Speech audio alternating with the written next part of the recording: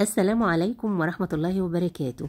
لو عايزة تاكلي صينية سمك سنجاري خيال يبقى الفيديو ده ليكي، خليكي معايا هنشوف هنعمله ازاي بالشكل والطعامة اللي احنا شايفينها دي.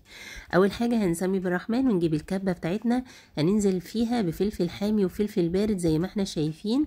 هننزل معاهم كمان بحبة طماطم متقطعة كده أرباع، وعليهم معلقتين من ورق الكزبرة الخضراء بتدي تست وريحة حلوة جدا للخلطة بتاعتنا.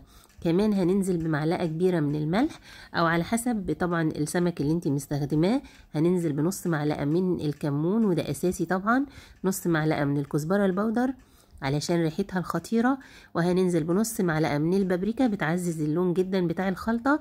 هننزل بمعلقة كبيرة من معجون الطماطم او صلصة الطماطم الجاهزة بتدي لون تحفة وطعم خطير.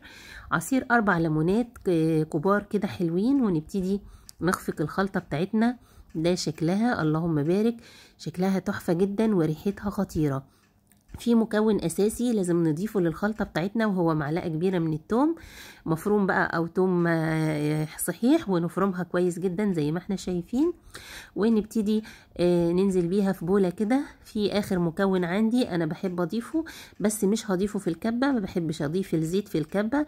هضيف 4 معالق من الزيت ونبتدي نقلبهم مع الخلطة بتاعتنا الخطيرة دي، التتبيلة الروعة اللي ريحتها تحفة جدا ولونها زي ما احنا شايفين كده شاهي جدا ويفتح النفس ما شاء الله تبارك الرحمن. انا حضرت الخلطة دلوقتي، هجيب الصينية اللي هدخلها الفرن مقطعة كده شوية خضار جوليان زي ما احنا شايفين، طماطم وبصل، حبتين بصل كده او بصلة كبيرة مع حبتين طماطم وفلفل، فلفل الوان او فلفل اخضر المتاح عندك. خدت من التتبيلة اللي انا عملتها دلوقتي معلقتين 3 كده، تبلت الخضار بتاعي وهفرده على الصينية بتاعتي كده اللي هتدخل الفرن زي فرشة كده للسمك بتاعي. والخضار ده بيبقى طعمه تحفة جدا لما بيتشوي تحت السمك وياخد من التتبيلة كمان، بيبقى طعمه في منتهى اللذاذة، وبتاكليه قبل السمك كمان. السمك بتاعي مفتوح سنجاري يعني بيتفتح من الظهر، متنضف كويس جدا ومغسول ومنقوع في ميه بخل وليمون لحد ما بقى معايا قلبه ابيض زي القشطه زي ما احنا شايفين كده اللهم بارك، وريحته ليمون بقى كده وتحفه. ببتدي افتحه كده زي الكتاب المفتوح قدامي، وطبعا احنا عارفين ان السنجاري بيتفتح من الظهر.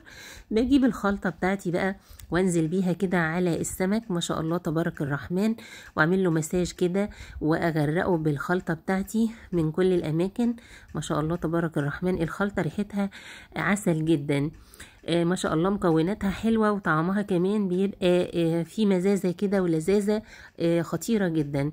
هنبتدي نكمل كده، اي مكان مش متغطي بالخلطة نغطيه. ويا سلام بقى لو سبتي السمك في التتبيلة دي كده ربع ساعة ولا نص ساعة قبل ما نسويه وندخله الفرن، بيشرب من التتبيلة وبيبقى طعم اللحم بتاعه في منتهى اللذاذة. انا غرقت السمك بتاعي كده ما سبتش ولا مكان مش متغطي بالخلطة ومتبل اللهم بارك. اللون تحفة زي ما احنا شايفين، وظبطت الخضار تحت منه، وكمان جبت الليمون اللي انا كنت عصرته والقشر بتاعه بحطه كده بيطلع ريحته في الفرن، والطرنشات كمان من البرتقال بوزعها كده جنبه. ونبتدي بقى الصينية بتاعتنا الخطيرة دي. طبعا وانا بحضر السمك كنت مشغلة الفرن علشان خاطر السمك بتاعي يدخل على فرن سخن وما ينشفش معايا ويطلع ممتاز كده وشكله ولونه تحفة، ويدخل في التسوية على طول بدون ما ينشف مني في الفرن. خرج معايا اللهم بارك بالشكل الروعة اللي احنا شايفينه ده، لونه خطير خطير، وكمان شكله تحفة، والريحة وهمية ما شاء الله تبارك الرحمن. السمك البلطي لما بتعمليه بالطريقة دي بيختلف تماما في الطعم عن السمك المشوي والسمك المقلي، شكل جديد للسمك، طعمه مميز ومختلف تماما، وكمان طريقة حلوة لولادك لو مش بيحبوا السمك المشوي او المقلي، ممكن تعملي لهم حاجة جديدة هيحبوها جدا.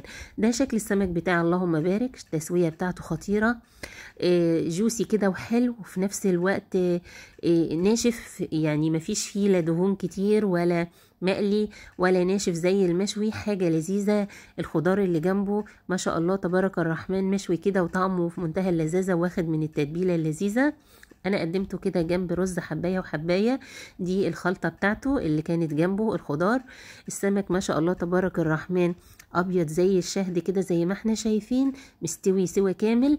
وطبعا عملت جنبه سلطة خضراء وسلطة طحينة، وكان السمك بتاعي تبارك الرحمن زي السكر.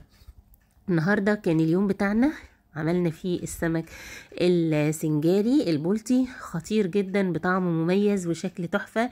تقدري تعمليه في العزايم هيشرفك جدا، تقدري تغيري لولادك في شكل وطعم السمك البلطي، تبعدي خالص عن الشوي والسمك المقلي اللي بيبقى فيه نسبة من الدهون، وتعملي السمك السنجاري بشكل مختلف وطعمه مميز جدا. اتمنى النهارده يكون يا رب الفيديو عجبكم، ولو وصلتوا معايا لحد هنا ما تنسوش تصلوا على سيدنا محمد عليه افضل الصلاة والسلام، وتشتركوا في القناة لو اول مرة تشوفوا قناتي، وتعملوا سبسكرايب وشير علشان الكل يستفيد. ومع السلامة.